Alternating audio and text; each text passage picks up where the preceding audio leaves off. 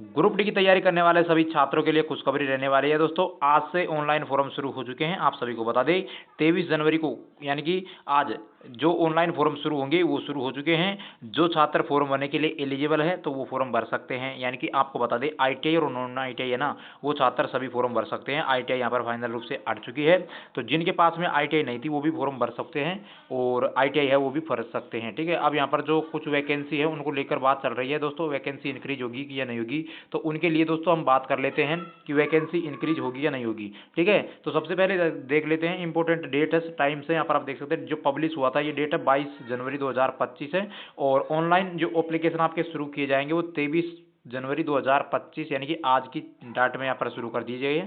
और जो क्लोजिंग होगी यानी कि जो फॉर्म फिलअप होना बंद हो जाएंगे वो हो जाएंगे आपके 22 फरवरी 2025 को यहाँ पर टाइम दिया गया है साथियों। Date of application fees payment after closing date है, जो आपको लास्ट डेट रहेगी वो 23 फरवरी 2025 से 24 फरवरी रहेगी।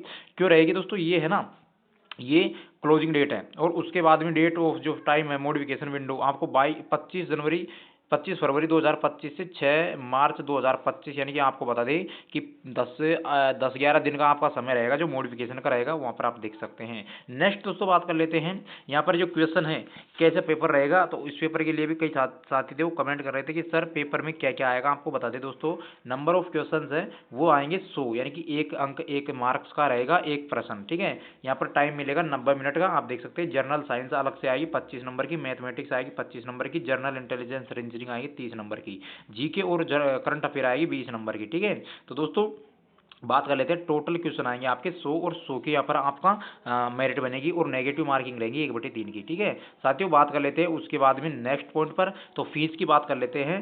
तो फॉर ऑल कैटेगरी जो कैंडिडेट है उनके लिए यहाँ पर फीस है 500 रुपये निर्धारित की गई है। और दोस्तों SC ST और ट्रांजिस्टर और एक्स सर्विसमैन कैंडिडेट हैं उनके लिए 250 रुपये निर्धारित की गई है। अगर आप CBT फर्स्ट मतलब यानी CBT दे लेते हैं, एग्जाम दे लेते हैं, तो आपके जो 500 वाली फीस लगी है उनको तो 400 रुपये रिफंड कर दी जाएगी और जिसकी 250 रुपये लगी है उसको 250 रुपये वापस रिफंड कर दिए जाएंगे। ठीक है, तो दोस्तों यहाँ पर आपको हम बता देते हैं, ये हो गई फीस के बारे में बात। अब दोस्तों एज की बात कर लेते हैं। तो OBC और नॉन क्रीमी लेयर है उनके लिए 3 साल का एज रिडक्शन दिया गया है। SC ST के लिए 5 साल का एज रिडक्शन है। Ex serviceman with 6 month server जो आफ्टर अटेंडेंस है उसके बाद में OBC NCL को 6 ईयर का, UR और EWS को 3 ईयर का, SC ST को यहाँ पर 8 ईयर्स का। दोस्तों यहाँ पर आप देख सकते हैं जो आपको एज में छूट है वो इस प्रकार मिल सकती है। उसके बाद में दोस्तों जो प्रिस्क्राइब एज है नॉर्मल आप देख सकते हैं एज लिमिट प्रिस्क्राइब जो 18 से 33 साल है और age is application this CN 1/1/2025 के अंतर्गत है 18 से 36 ईयर। ठीक है, नेक्स्ट दोस्तों पॉइंट पे बात कर लेते हैं आपका जो मेडिकल स्टैंडर्ड है ना उसके लिए। तो मेडिकल स्टैंडर्ड फर्स्ट की बात कर लेते हैं A2, यहाँ पर पूरा मेंशन दिया गया है और ये नोटिस है या ये PDF है ना पूरी आपको हमारे टेलीग्राम चैनल पर मिल जाएगी। टेलीग्राम चैनल का लिंक इसी वीडियो को डिस्क्रिप्शन में मिल जाएगा, तो वहाँ से आप डाउनलोड कर लेना। पूरा जो नोटिस है आप पढ़ लेना। ठीक है, हम मोटा मोटा से बता रहे हैं। A3 मेडिकल की बात कर लेते हैं। यहाँ पर आपको 6/9 और 6/9 होनी चाहिए आपकी जहाँ विदाउट ग्लासेज के लिए। ठीक है, उसके बाद में इसमें भी 6/9 है। और नेक्स्ट दूसरा बात कर लेते हैं B1 मेडिकल स्टैंडर्ड की। तो यहाँ पर 6/9 और 6/12 होनी चाहिए। और B2 मेडिकल स्टैंडर्ड में 6/9 और 6/12 यहाँ पर विदाउट ग्लासेज। यहाँ पर आप देखते हैं नियर विजन आपको 0.6 होना चाहिए। और C1 जो फिजिकल है उसमें 6/12 और 6/18 विदाउट ग्लासेज के साथ होनी चाहिए। C2 मेडिकल में 6/12 होनी चाहिए नील विथ और द विदाउट ग्लासेज। ठीक है, नेक्स्ट बात कर लेते हैं दोस्तों अगले पॉइंट पर।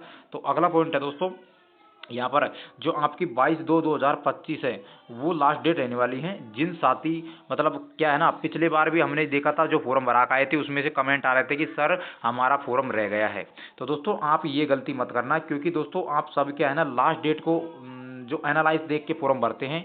और आप सभी को बता दें कि एनालाइज देखकर जो फॉर्म भरते हैं उनके बहुत सारे छात्र हैं ना फॉर्म भर तो देते हैं लेकिन चालान नहीं कटता है, क्योंकि टेक्निकल इश्यू आ जाता है उस समय। लास्ट के समय में क्या है जब ऑल इंडिया से फॉर्म फिलअप होंगे तो उसमें जो प्रॉब्लम आती है सर्वर में, तो उसके हिसाब से दोस्तों क्या है ना वो फॉर्म भराक नहीं आता है, उनका फॉर्म तो भराक आ जाता है लेकिन यहाँ पर ऑनलाइन चैनल है वो नहीं कटता है। तो उनकी वजह से दोस्तों इनकी जो पेमेंट है वो फेल्ड हो जाता है और पेमेंट फेल्ड होने के कारण उनका फॉर्म रह जाता है। तो दोस्तों आपको हम बता दें अभी जो वैकेंसी आई है 32,000 के समथिंग जो वैकेंसी है, ये वैकेंसी फाइनल नहीं है क्योंकि वैकेंसी और बढ़ने वाली है। आप सभी को बता दें कि ग्रुप डी की वैकेंसी है दोस्तों, वैकेंसी ज़्यादा आनी चाहिए। क्यों? क्योंकि टेक्नीशियन की ALP की वैकेंसी आई थी उसमें पहले आपके फॉर्म भरा लिए गए थे, उसके बाद में जो फॉर्म है उनकी संख्या को इंक्रीज किया गया था। तो इसी प्रकार ग्रुप डी में भी होगा। यहाँ पर कई छात्र कह रहे थे कि सर वैकेंसी बढ़ेगी या नहीं बढ़ेगी, तो उसको बता दें आपको सभी को क्योंकि जो वैकेंसी है वो बढ़नी चाहिए, एक हिसाब से बढ़नी चाहिए, क्योंकि ये 32,000 वैकेंसी है।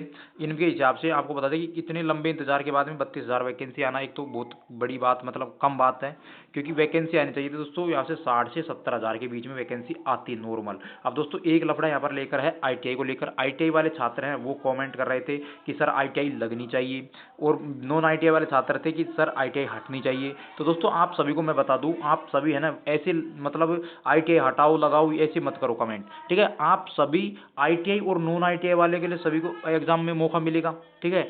आप ऐसे करो, ITI और नॉन ITI वाले छात्र है ना, इतनी ताकत है, आप अगर दोनों मिल जाते हैं ITI और नॉन ITI वाले, अगर ऐसे करोगे ITI हटाओ लगाओ, तो उसमें तो क्या कन्फ्यूजन की श्रेणी लगी रहेगी और उसमें आपका कुछ भी नहीं होगा, जो आपका पक्ष में फैसला होगा वो नहीं हो पाएगा। तो उसके आपको क्या करना है, ITI और नॉन ITI वाले जितने भी छात्र हैं वो दोस्तों जितना भी वो मतलब सोशल मीडिया प्लेटफॉर्म है उन पर ट्विटर कैंपेन करो, कुछ भी करो, लेकिन जो वैकेंसी है उसको 1 लाख प्लस करवाओ, ठीक है।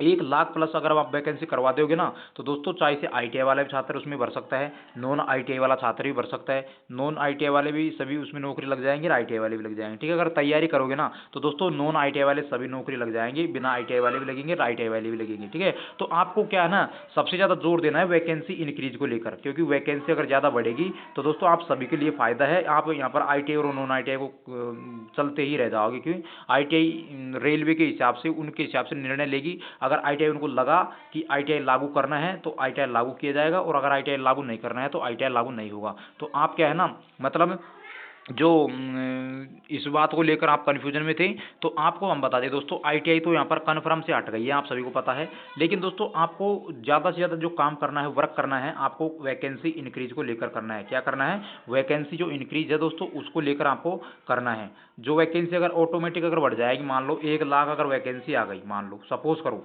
अब आप कह रहे हैं कि ITI से वैकेंसी होनी चाहिए, ये 32,000 में से 5,000 नॉन ITI वाले हैं, तो आपको हम बता दें कि यहाँ पर है 27,000 के समथिंग वैकेंसी जो ITI वाले छात्र देख सकते हैं, ठीक है। अब 1 लाख अगर वैकेंसी होगी तो दोस्तों उसमें फिर ITI भी हो, ITI अगर उसमें लागू हो जाती है तो मैं तो बात बताता हूँ कि 30,000 वैकेंसी तो नॉन ITI वालों के लिए आएगी ना, वो 30,000 तो आएगी ना ITI वालों के लिए। तो बात बरोबर है, इसमें अगर ITI वाले पास होंगे तो इसमें भी पास होंगे, इसमें नॉन ITI वाले पास होंगे तो इसमें भी होंगे, क्योंकि वैकेंसी ज़्यादा है तो उन सभी को वहाँ पर देखने का मौका मिलेगा।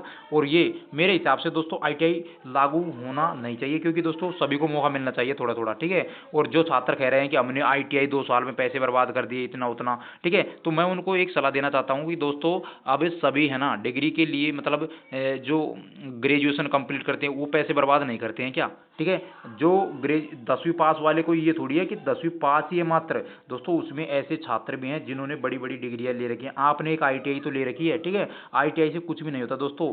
10वीं के बाद में 12वीं उन्होंने साइंस में से की है, और BSc करके दोस्तों B.Ed करके वाले हैं ना वो स्टूडेंट्स भी इसमें बैठेंगे ग्रुप डी की नौकरी में। और आप कह रहे हो कि हमने 2 साल में इतने 20,000 से 30,000 रुपये लगा दिए हैं, तो दोस्तों आपका कुछ भी नहीं लगा है। अगर आपने 10वीं पास के बाद में डायरेक्ट ITI की है और आप कह रहे हैं कि ITI लगा दो, तो दोस्तों ये बिल्कुल एक तरीके से सही नहीं है, क्योंकि आपसे ज़्यादा तो जो स्टूडेंट्स है PCM से उन्होंने BSc भी किया है, PCM से 12th पास किया है और उसके बाद में B.Ed भी किया है और वो ग्रुप डी की तैयारी कर रहा है, आप कह रहे हैं कि 10वीं हटा दो, तो ये बिल्कुल एक तरीके से सही नहीं होगा दोस्तों। क्योंकि यहाँ पर ITI हटाने पर जोर दे रहे हैं, जितना आप ऐसे जोर दो कि जो वैकेंसी है वो 1 लाख प्लस होनी चाहिए।